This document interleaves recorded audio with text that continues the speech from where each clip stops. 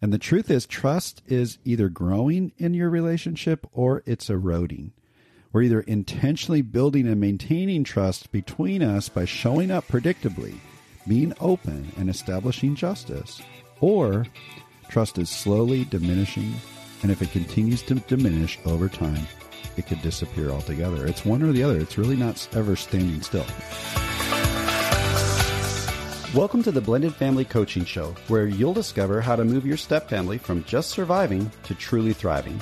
Grab your headphones and listen in as we share practical, real-life strategies for building healthy bonds, Understanding the kids' perspective, romance and partnership, parenting with great teamwork. and yes, even co-parenting with a difficult ex. We're Mike and Kim Anderson, and we believe with the right tools, every step couple can overcome the common challenges of step family life. Join us for authentic and sometimes comical conversations to discover how you can lead your family with confidence and create the future you really want. Well, hey there, welcome, and thanks so much for joining us today. You know, we started this podcast really having no idea if anyone would listen. Yeah. We just wanted to share some things that we've learned along our blended family journey and do that with some authenticity. Right.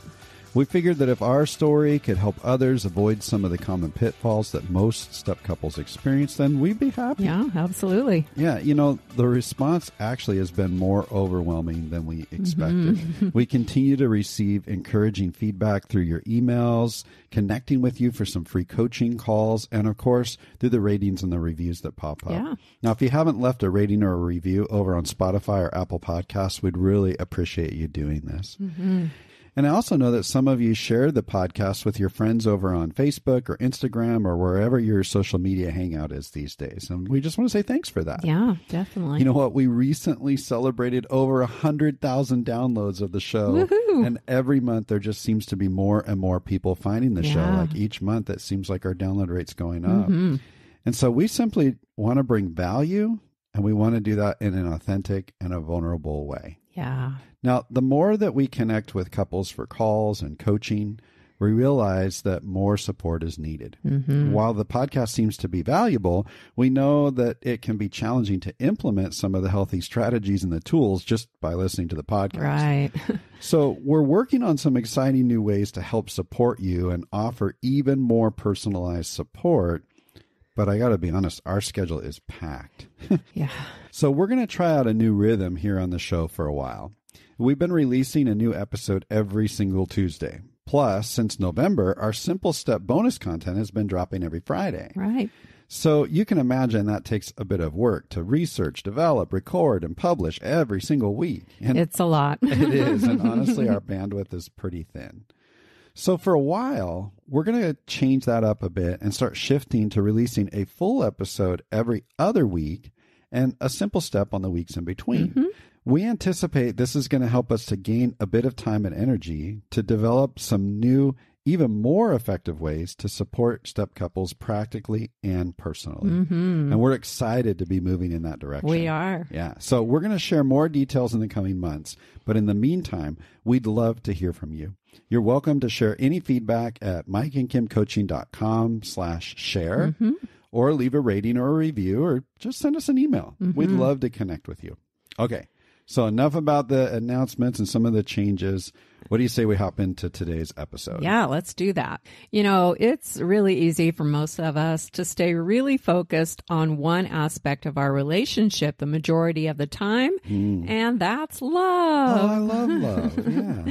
And it's not surprising, right? The theme of love when it comes to romance, relationship, and marriage is everywhere, right? That's it's all right. around us. People talk about how in love they are. We get all caught up in the beautiful picture of lifelong love, which is amazing because it can make us feel cherished and special. Genuine love can help us feel cared for and like we truly belong to someone and they truly belong to us. Yeah, it's that's magical. right. Yeah. We love to go to romantic weddings where everyone's immersed in a new, exciting love story. Oh, I totally blubber at those. Celebrate. Yeah. We enjoy romantic story through movies and books. We sing along to our favorite love songs. And we all recently celebrated a whole day set aside just to focus on love, right? Valentine's Day. That's right. And it's true that we all have a need to experience deep love, to express our love, and to truly feel loved. Love is certainly essential, and it creates deep attachment and connectedness. That's right.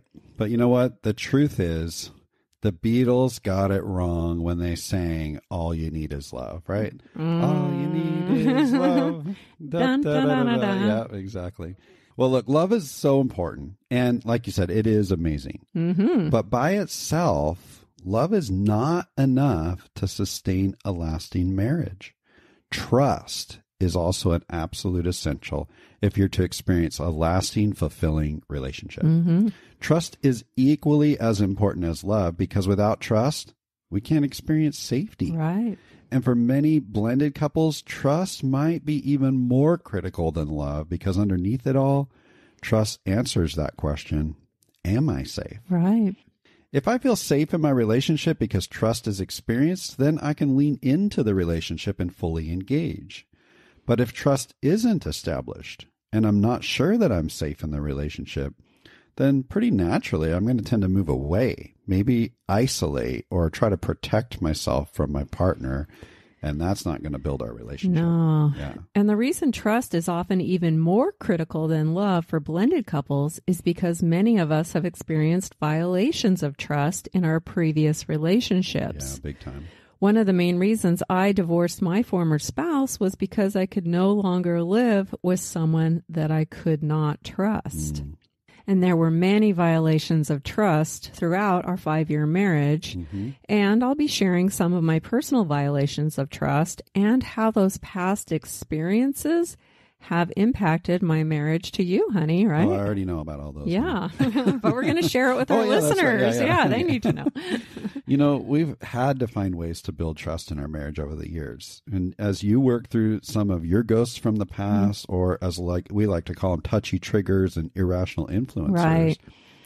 But I think that building trust has been something that we've actually done pretty well. We can't say that about all the challenges that emerge for couples when blending a family, but I think that we've done a pretty decent job at growing and maintaining trust over the years. Yeah, I'd agree with that.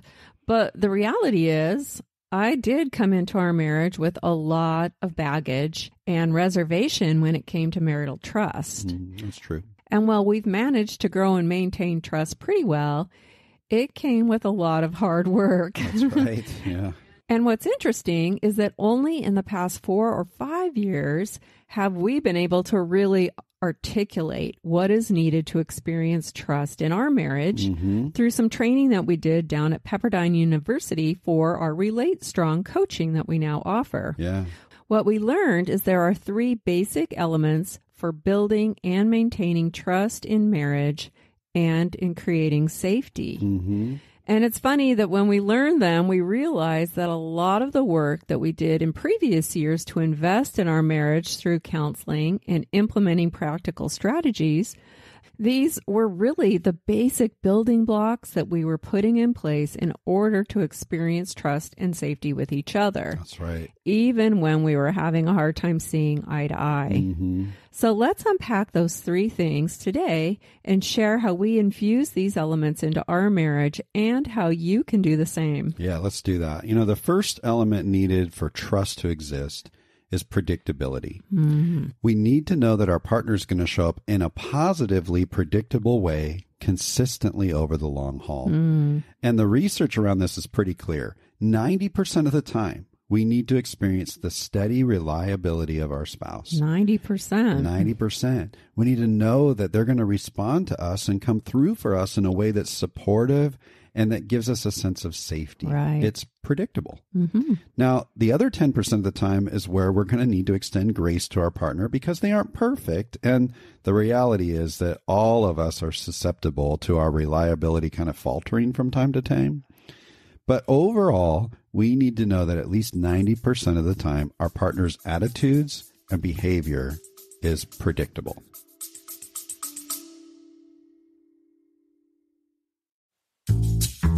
What if you could experience a community that's all about healthy support, guidance, and practical strategies that help you thrive in your blended family? Well, now you can. Blending Together is a supportive community for blended family couples just like you. We've educated and supported hundreds of couples navigating the unique challenges of blending a family. Now we're inviting you to join our community and experience the transformation that awaits you. But you'll need to act fast because we're getting started soon. Blending Together is not just another community. It's a place where you'll find practical, real-life strategies for building unity as a couple, And creating more connection as a family. experiencing partnership in parenting. And even dealing with that difficult ex. Blending Together is a safe, growth-focused space where you get to connect with us and, maybe more importantly, with other blended family couples who truly understand what you're going through. Along the way, you'll discover practical tools, guidance, and hope that empower you to find a future full of confidence and connection. When you join Blending Together, you'll get to hop into a variety of resources like access to our private Facebook group and online learning platform, monthly coaching meetings, monthly Q&As, and you'll even get to vote on the content for our monthly workshops. Blending a family can often leave couples feeling alone or isolated and stuck, and quality support can sometimes be expensive. That's why we're offering you access to all of this at a super low monthly rate, because every blended family deserves the opportunity to thrive, regardless of their budget. That's right. So join us in the Blending Together community and unlock the secrets to successful blending. Together, we can create a future filled with hope, connection, and peace. But don't wait. Click the link in the show notes now. The doors will be closing on October 8th, and you don't want to miss out on this unique opportunity to create the future you really want alongside other couples who genuinely get it. Hey, we can't wait to meet you there.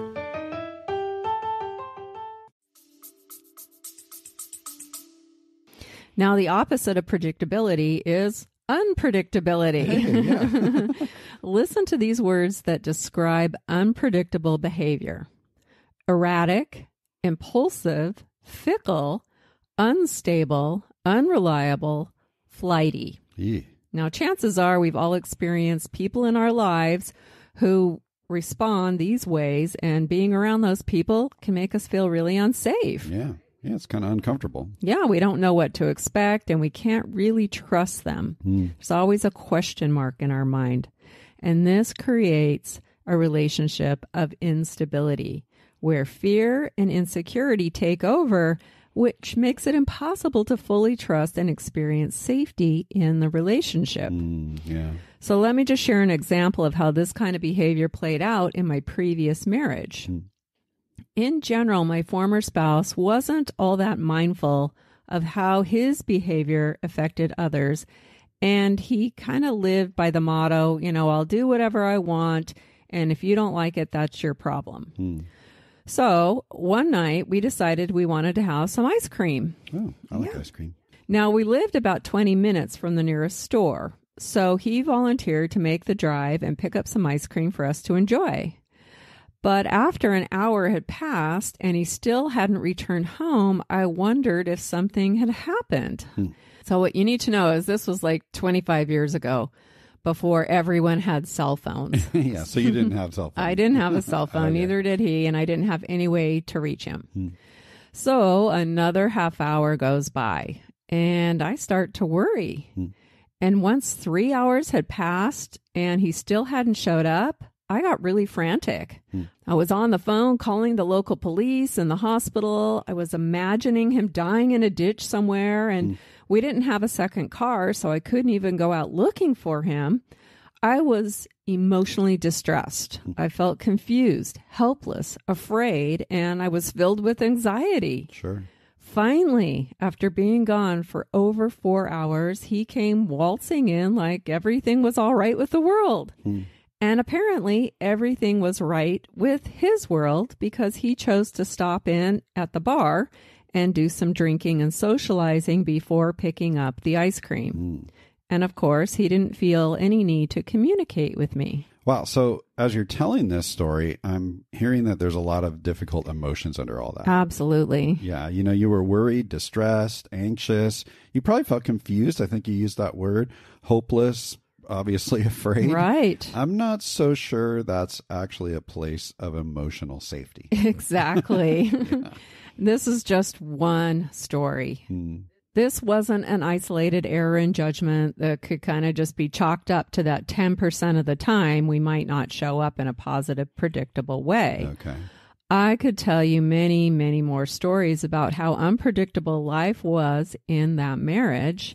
And near the end of our marriage, I actually suffered a nervous breakdown and I had to get on medication in order to just function reasonably. Sure. I got to the point where I knew I'd never be able to trust him. And because of that, I was an emotional wreck. And, you know, I'd say that when it came to predictability, I could maybe rely on him about 25 to 30% of the time. Yeah. And the rest of the time, I was in that place of feeling unsafe. So if the research shows that our spouse needs to show up predictably 90% of the time, and honey, your ex was there only, we'll just say about 30% of the time, that's like a 60% gap in what you really need in order to feel safe and to have some trust. Exactly. That's pretty significant. You know, and your example highlights why trust is so important, because experiencing safety and security in a relationship is not just about love, right? It's about trust too. Absolutely. I mean, he could tell me he loved me over and over again. He could even do loving things and behave lovingly sometimes. Yeah. But that 60% gap in his ability to be a reliable partner eroded all the trust. Yeah. And eventually that made me feel unloved most of the time, regardless of what he said or did to try and show me love.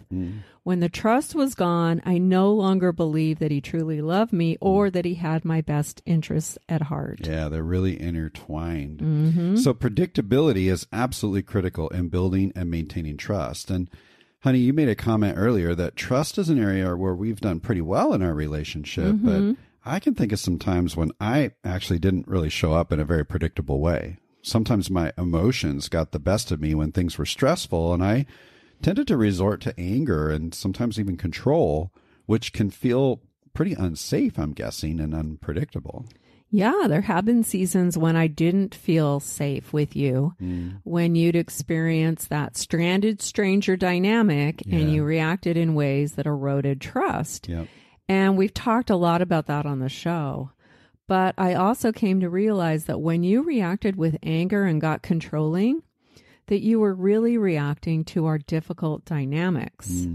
And I was able to understand that it really wasn't who you were as a person, but it was more about the painful dynamics we were struggling to navigate. Yeah. I eventually separated those two things, and I chose to forgive you for those times when I didn't feel safe. Yeah.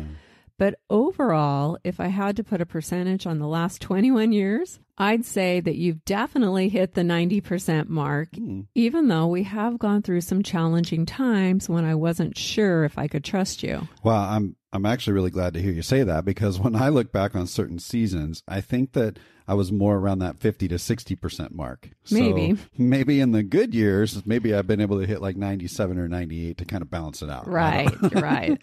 So once you made that distinction that it wasn't really who I was, but it was me just reacting poorly to our challenges, and you chose to forgive me, and then actually we kind of rolled up our sleeves and we got to work doing the things that we needed to do to figure out how we were going to change that dysfunction and learn healthy ways to approach our dynamics. Right. After all that happened, what would you say were some of the tangible things maybe I did to rebuild trust and that I've done to maintain that trust in our relationship over the years? Yeah, good question. You know, my gut feeling is that once we started to figure out how to work together to ease that stranded stranger dynamic for you and the trapped teammate dynamic for me, I really don't think it was very hard for you to rebuild trust. Okay.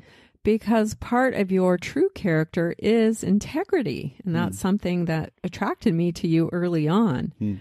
So when you say you're going to do something, you follow through. That's important to me. Yeah. When you commit to showing up for someone, you show up. And if circumstances change and you aren't able to follow through or show up, you're really good about communicating that right away. Yeah, I agree with that. So I'm never left guessing with you because you really strive to be a predictable and reliable person. You're also really good about checking in with me and letting me know where you are and who you're with and when you'll be home. I've never really had a reason to doubt you in that way.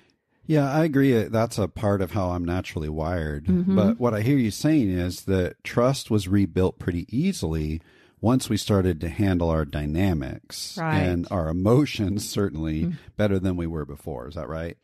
Yes, absolutely. I believe that's true. And if we can do that, I believe any couple can learn to do that if they're willing to work together to rebuild and maintain trust. I agree. You know, and one thing I just want to point out is that even in the worst years for us, it wasn't really about you not knowing where I'd be, like in your example with your ex. Right.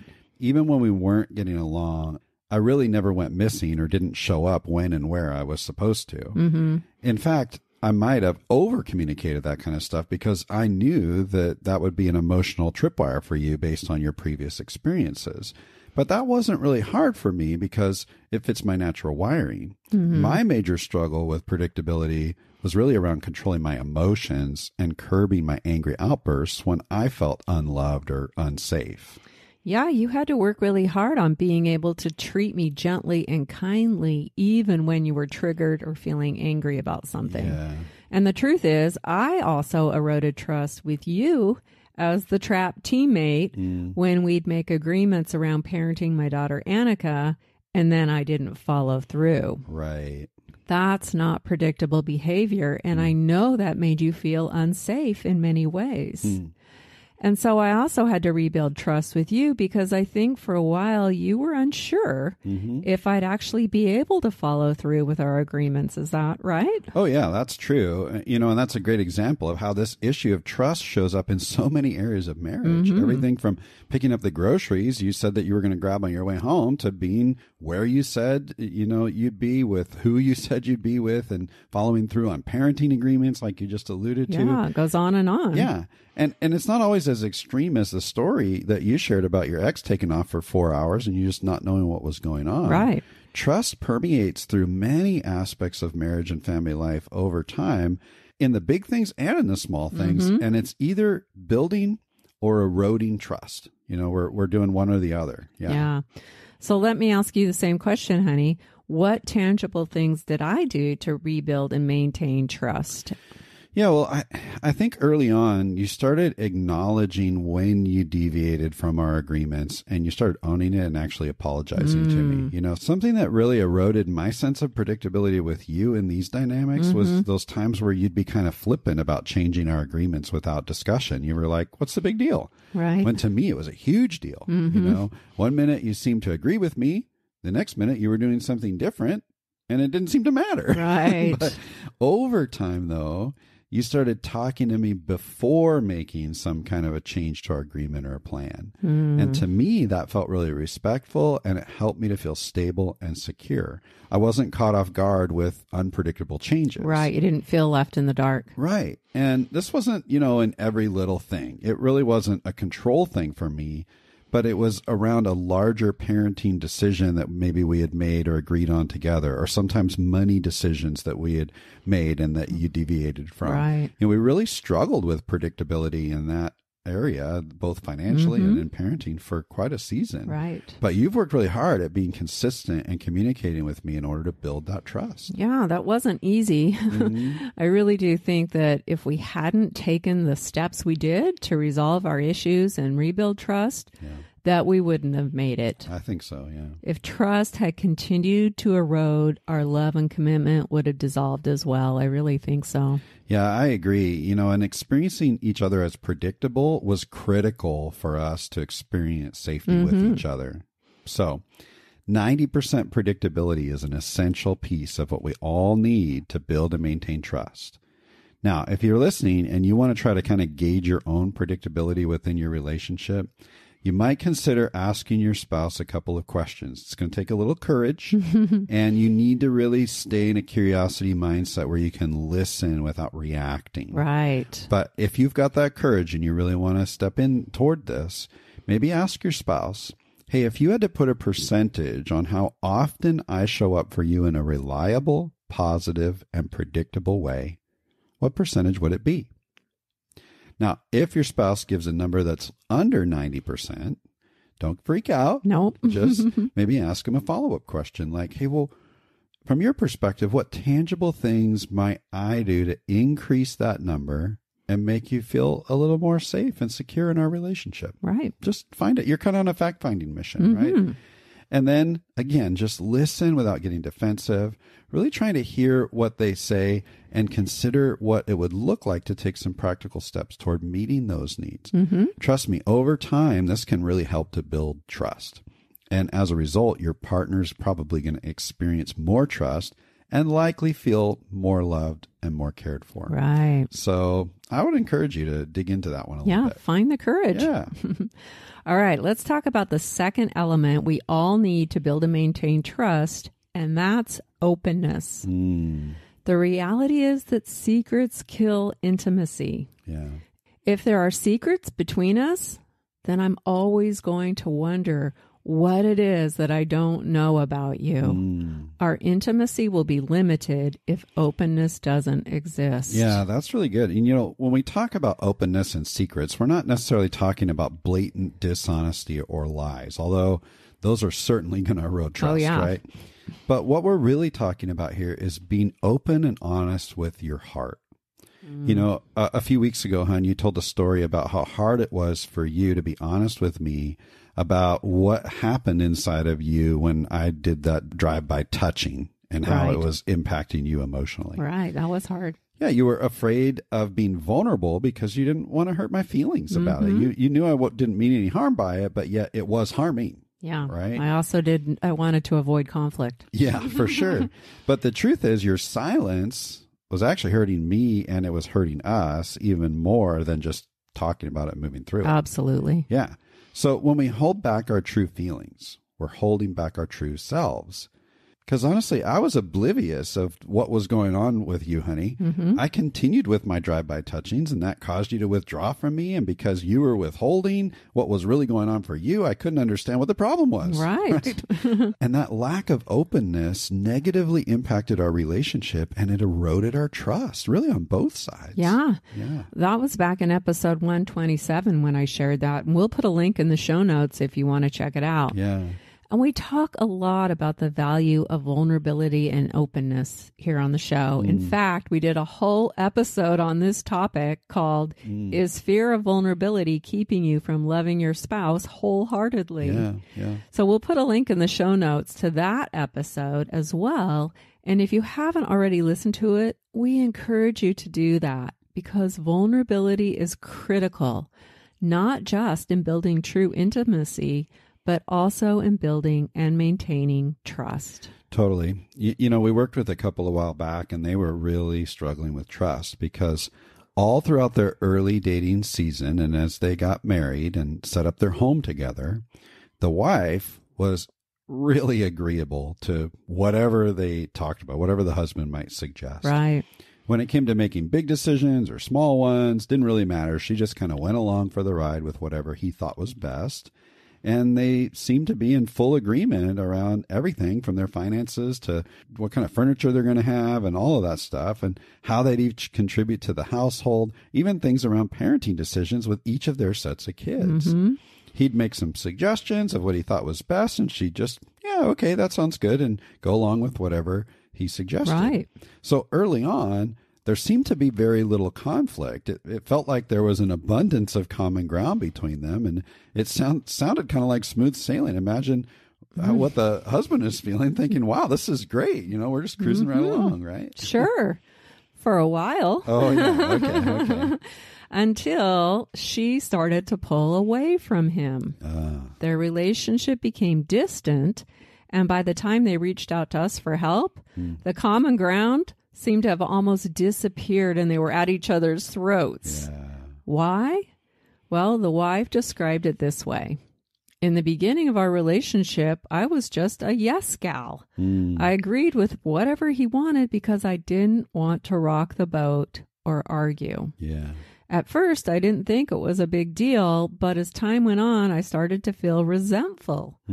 I really wasn't okay with our financial arrangements or the agreements around parenting and lots of other things. And now I'm finding that I can't contain my resentment anymore. And when that happens, I blow up and get really angry, and then I withdraw to protect myself. Wow. You know, at the root of her yes gal approach to him really was a fear of conflict. She didn't want to rock the boat or argue, and so she hid the true perspectives that she had and the feelings that she had about a lot of these discussions.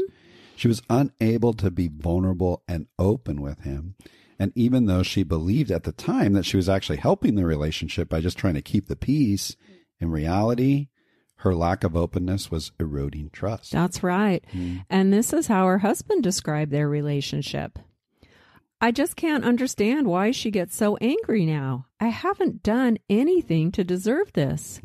Whenever I've asked for her opinion about something, she's always seemed to agree with me and has been on board with every decision. And now I'm finding out that wasn't the case. I feel like I don't even know who she is. I can't tell if she's being honest with her feelings or not. Yeah, that's tough. You know, secrets kill intimacy and trust. When we don't bring our full selves to our relationship, and this includes our opinions, our preferences, our desires, then our partner will probably be left wondering if they really know us and if what they're hearing is actually the truth. Right. This approach does not instill safety. Ultimately, it erodes trust. Now, this couple really does love each other, right? They've got the love element, but because openness hasn't been a part of their relationship, trust issues have emerged, and they're no longer feeling loved and connected. Right. Yeah. And the sad thing about this kind of dynamic is that the wife's original intent was to be a peacekeeper. And often we throw a disguise over our fears by telling ourselves it's all about keeping the peace and creating harmony in the relationship. Yeah.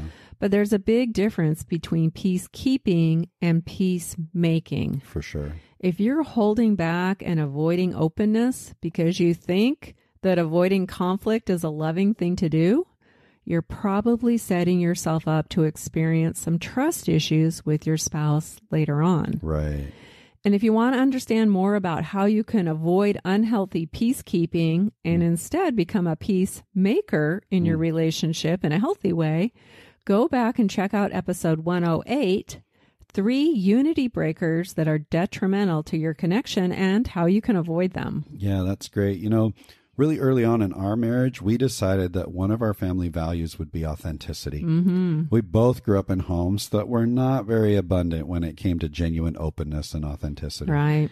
And we haven't done this perfectly over the years, but I think this is an area where our commitment to learning how to share openly, even about tough stuff, really built trust for us. Absolutely. Now, we don't spend a lot of time wondering or guessing what's going on inside of each other because we've emphasized being authentic with each other and with our kids and even the people around us. Yeah, we're pretty open books these days. Yeah, maybe you could tell that on the show. Yes. Yeah, we share a lot of stuff. Okay, so that's all about openness and vulnerability. And when it comes to this, you might need to do a little bit of self-examination, right? Maybe in this case, what you want to do is ask yourself a couple of questions. Like, hey, am I really bringing my whole self to my relationship and honestly sharing my true emotions, opinions, preferences, and desires?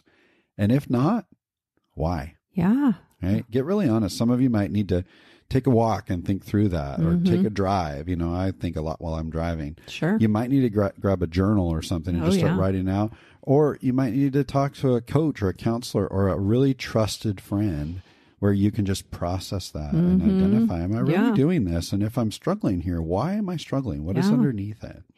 You might also ask yourself, how you could take some steps toward facing those fears. If fear is one of the things that's keeping you from being fully open.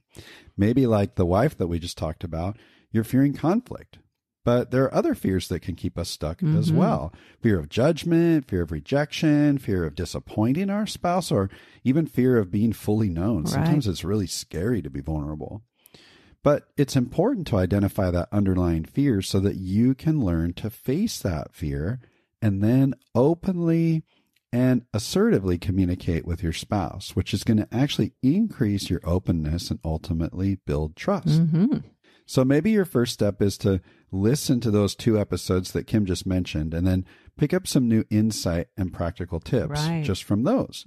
We're also going to put a link in the show notes to episode 50, which is all about how to openly communicate what you really want. Yeah. So a little bit of self-examination there on that openness. So you're good. the only one who can know fully if you're being open. Or not. Yeah.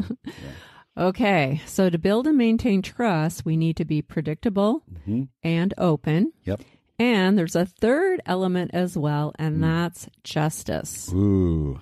Healthy relationships require people who are engaged in a healthy mutual give and take. That's true. We all have a need for a balanced give and take in just about any relationship. In order to freely give to another person, we have to have a reasonable hope that the relationship will be safe and balanced, that there will be a sense of justice between us. Now, it's this balance give and take over a long period of time that builds a sense of trustworthiness and safety in our relationships. Yeah. And, I think we all have an internal awareness that kind of informs us when things are out of balance. When we're being taken advantage of or when we're taking advantage of someone else, we can kind of tell that that's going on. If one partner is giving and sacrificing, but the other partner is continually taking without really giving back, that lack of injustice or imbalance is over time slowly going to erode trust. So when we start to sense an imbalance in our relationships, we can respond in some really unhealthy ways. Right. The one who's doing all the giving is going to typically harbor some resentments, and they might react with anger or start pulling away emotionally. The one doing more of the taking could likely feel a sense of guilt or might become manipulative in order to make things feel like it's more balanced. I don't want to feel like I'm a taker, right? So I'm going to kind of justify that. Yeah, put up a smoke screen. Yeah. Yeah. And, this is where passive and passive-aggressive styles of behavior and communication start to emerge, right? We play games with each other and we dance around the injustice that's taking place in our relationship, which doesn't feel very safe and will eventually erode trust. And this sense of justice is true in all our relationships, our friendships, our family of origin, our workplace. Yeah. All relationships have this element of give and take. If you show up for work every day and exert energy using your skills and talents to perform the required tasks to meet the expected outcome at work, you'll expect to receive fair compensation for what you've done. Sure. This is give and take. But if you're told the company's broke and you won't be receiving a paycheck, you're probably not going to be motivated to show up and perform your job every day like you've been doing. Yeah, especially not with full trust. Right. There's an imbalance, and justice would certainly be lacking if you did the job, but you didn't get paid, right? For sure. Yeah. And in marriage, this plays out in some practical ways. Honey, you're the one who often takes care of most of the house cleaning and the laundry, and I handle most of the yard work and the car maintenance and fixing things that break around the house. Yeah. So practically speaking, we share the load around our home reasonably equally. But you know what? This plays out in lots of other ways as well. If one partner is continually investing in the relationship by planning all the date nights and arranging childcare on those nights, but the other one just kind of shows up and receives all the benefits of spending quality time together, but never really initiates to say, hey, how about I plan a date night, or maybe I give a surprise or something like that. I'll take over the arrangements. Then over time, that could create a sense of imbalance. One spouse is giving and planning, doing all the heavy lifting to make date night happen. The other one doesn't seem to want to put in much effort, but certainly reaps all the benefits, right? If that continues over time, The giver doing all the planning might start to wonder if their partner values that quality time together or even values them. Right. If I stop planning date night, would date night cease to happen? Might be a question that starts to go through their mind. And then the person taking and receiving all the benefits, they might enjoy that imbalance for a while. Sure. But when their spouse starts to show some signs of resentment, maybe even disappointment because they don't intentionally plan or at least make an effort toward it, then that's going to sour their time together and slowly sour the relationship. Because now there's a question of justice and trust that's going to continue to grow if that imbalance continues without addressing it in a loving way. Right. Yeah. And we've had to navigate through the injustice issue in our own marriage around both these practical examples and more. Right. And we found that whenever an imbalance in the give and take develops between us, both of us sense the unfairness and we start to move towards protecting ourselves from each other. Our relationship feels unsafe, and then we both stop giving and things can get pretty dysfunctional. Yeah, that's right. You know, another example that can be really common around this is financial resources. And this was an area where we really struggled, right? Early on in our marriage, you really didn't want a whole lot of accountability when it came to spending money. Right. You wanted to spend what you wanted, when you wanted. And as the primary breadwinner of our family, I felt a strong sense of injustice.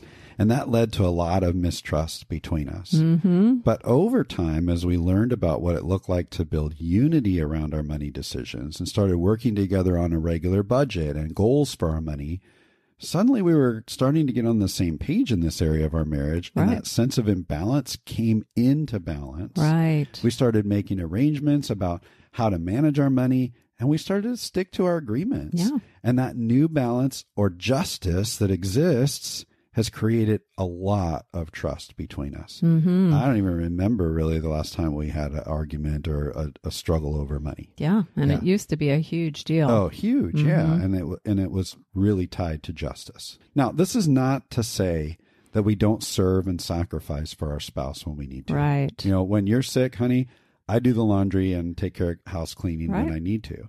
When I'm overwhelmed or stressed, Kim will take things off my plate to arrange or manage or whatever.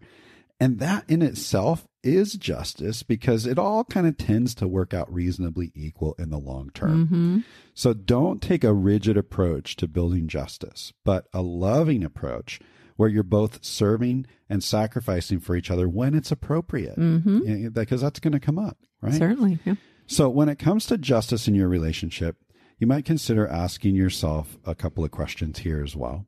Maybe something like, do I feel like there's a balance of give and take in my relationship, or is there an area where there seems to be some injustice? Now, notice I said an area, because sometimes when we feel a sense of injustice in one area, emotionally, we kind of project that over our whole relationship. Right. Let's get really real and practical and say, hey, you know what, in this one area, we might be experiencing some injustice. So examine that a little bit.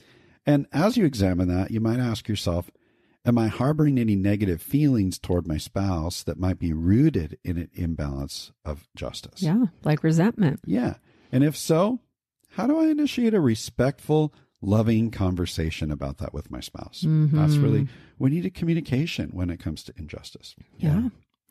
You know, the reality is dysfunctional patterns of control, avoidance, resentment, guardedness, insecurity, doubt, anger, and distrust.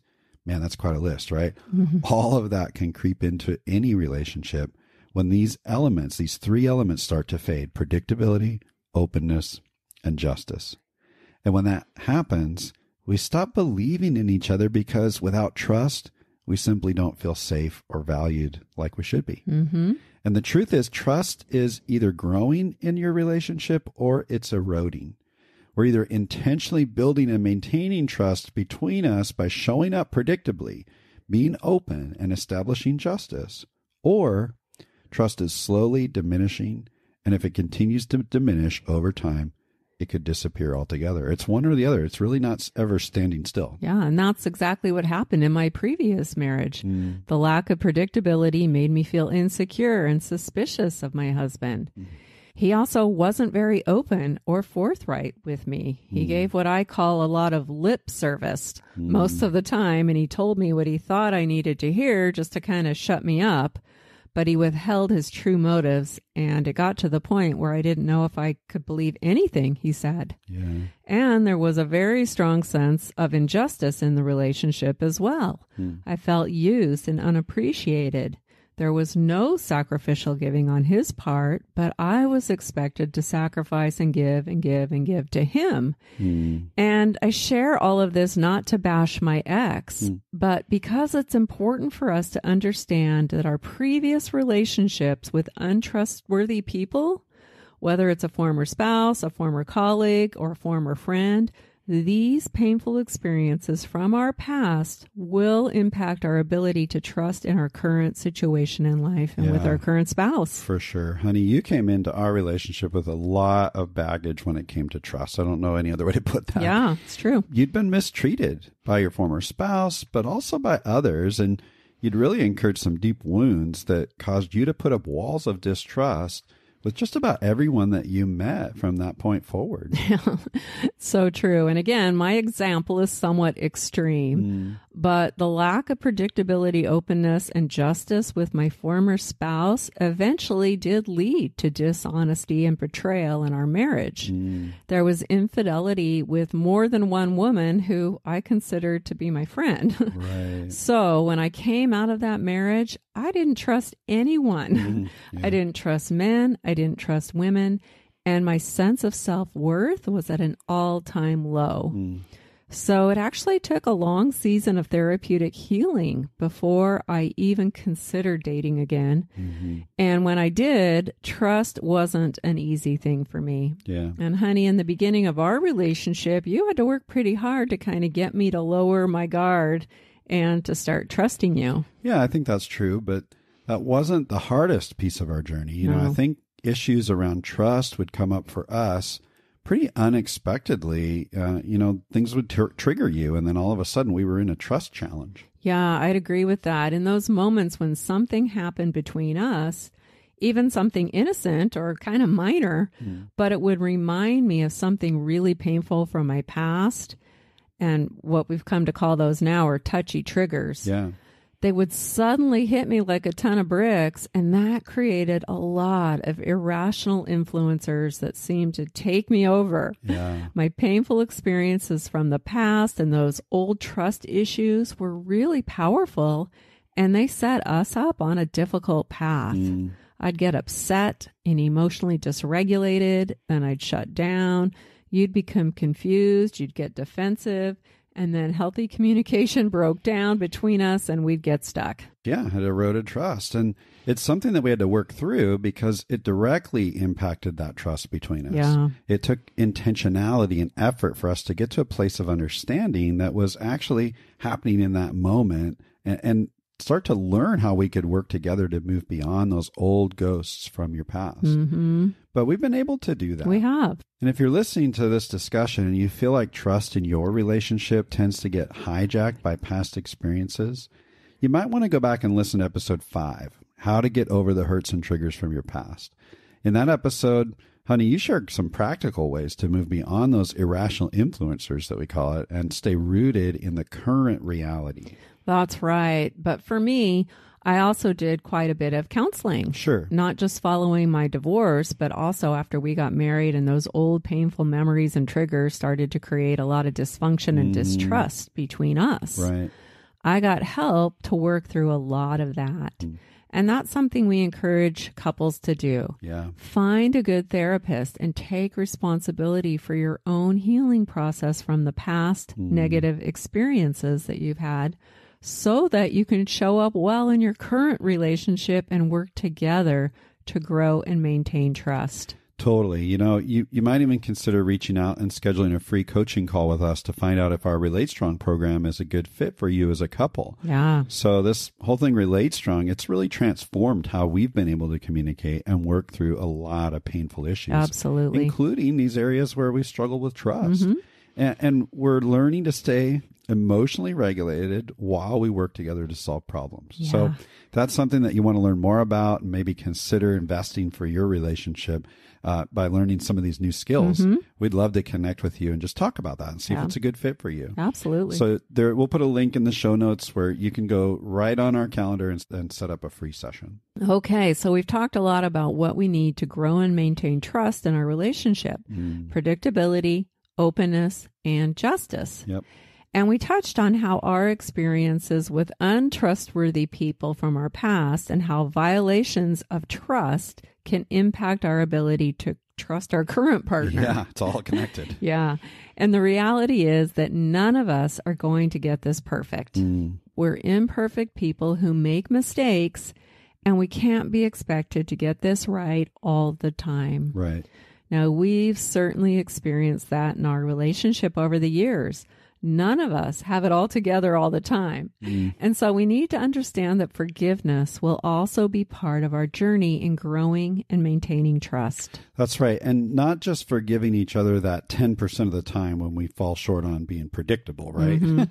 Or when fear gets the best of us and we withhold the true feelings that we have, or when there's some sort of an imbalance in our give and take. We really need to be able to communicate and work through these violations of trust, because those things are going to happen. They are. And we've got to also be willing to forgive and move forward together. We've had to do that a lot over the last 21 years of marriage because trust hasn't always been super strong, even though we've been pretty decent at being able to build it. But we've also learned how to address those trust issues, forgive, and work together to make necessary changes and really just rebuild, grow, and maintain trust. Right. Yeah. And for me, I've had to learn how to forgive those in my past that were untrustworthy and dishonest. Yeah. To let go of the betrayal that I experienced. And this isn't an easy process, Sure. but it's incredibly worthwhile and it's so freeing. And it really helped me to overcome those touchy triggers and irrational influencers that would hijack us. So if you feel like you might be holding on to past wounds or you're stuck in bitterness towards someone who broke your trust, you might consider listening to episode 64, How to Set Yourself Free by Choosing to Forgive. You don't have to hold on to that pain. It's only hurting you, and it could be hurting your current relationship as well. Oh, for sure. If you're holding on to it, I would say it probably is hurting your current relationship as well. So do yourself a favor and go work on that. Really think through that. Yeah, it's worth it. Yeah. Well, we hope today's discussion has been helpful for you. You know, we know that trust is such a big deal. It's just as important as love in a relationship, maybe even more, especially in some of these blended dynamics. So we encourage you to consider how you might personally grow to be more trustworthy of a partner and how you might use some of these questions that we've shared throughout the episode to just open up a conversation with yourself or with your spouse about trust. Yes. Now, in 2 weeks, we're going to continue the topic of trust, but from a different focal point. We'll be talking about how to build trusted relationships with kids and stepkids. Ah, fun. Yes, that's great. It's such an important topic you really don't want to miss. So just a reminder, next week we'll drop a simple step, and then in 2 weeks we'll have a full episode talking about trust with kids and with stepkids. But for now, that's going to make this episode a wrap. Until next time.